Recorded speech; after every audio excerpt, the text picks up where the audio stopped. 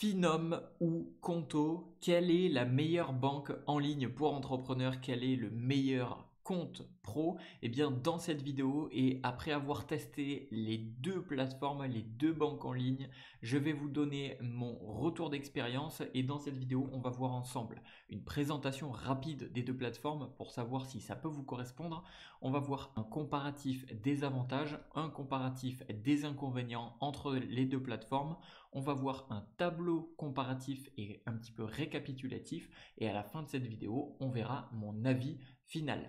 Sachez juste avant de commencer que dans la description de cette vidéo, je vous ai mis des liens pour tester gratuitement pendant 30 jours, que ce soit Finom ou Conto. Donc si vous souhaitez dorénavant faire votre propre avis sur chacune de ces plateformes, vous pouvez les tester gratuitement avec les liens que je vous ai mis en dessous de cette vidéo dans la description.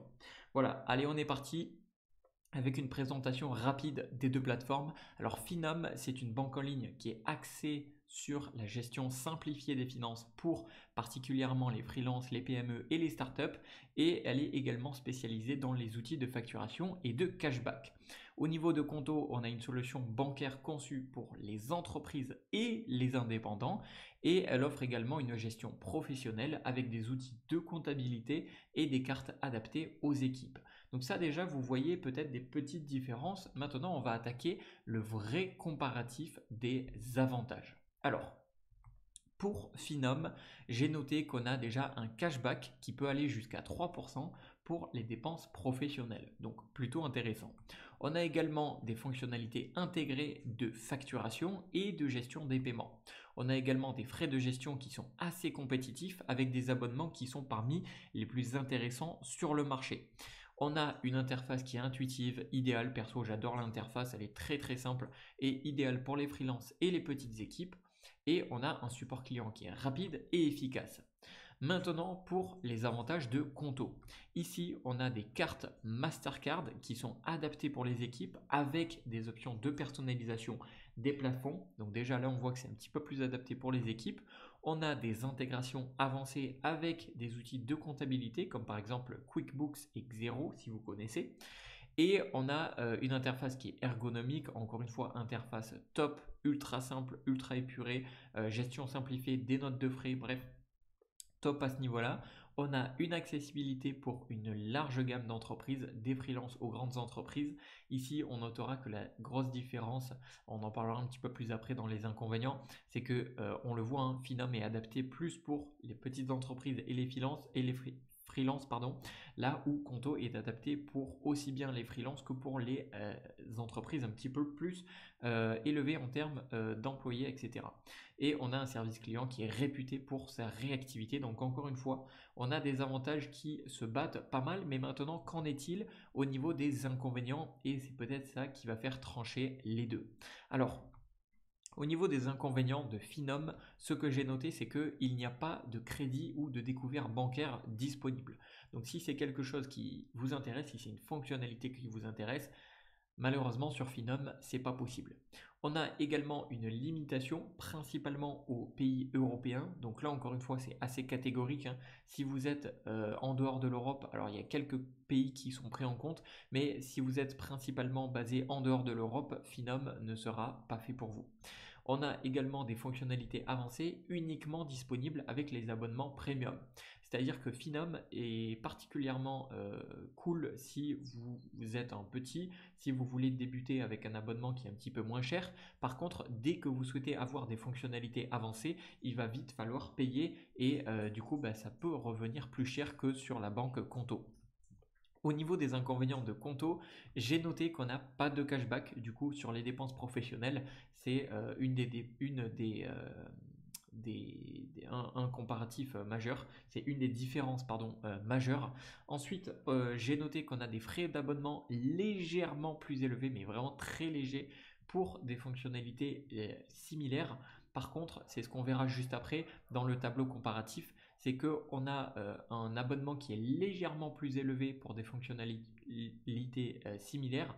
Par contre, dès qu'on va sur des abonnements plus élevés, on a plus d'avantages avec Conto qu'avec Finom.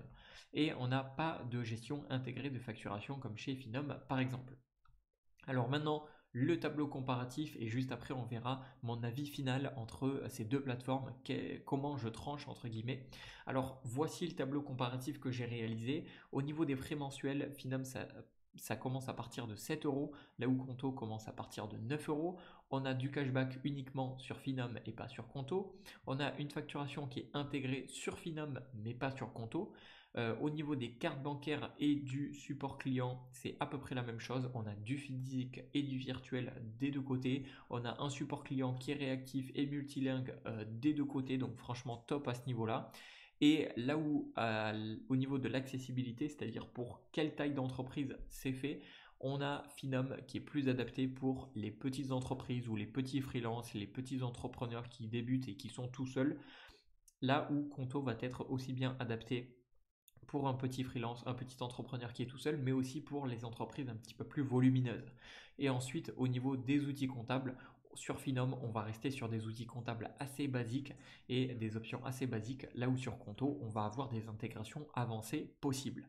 Alors, au final, mon avis final entre Finum ou Conto, quelle est la meilleure banque? Eh bien, si vous pouvez choisir Finum, pardon, si vous êtes freelance ou vous dirigez une petite entreprise, ça va mieux vous correspondre. Si vous recherchez une solution avec du cashback et des outils de facturation intégrés, absolument, si vous recherchez ça, eh bien Finum sera mieux fait pour vous.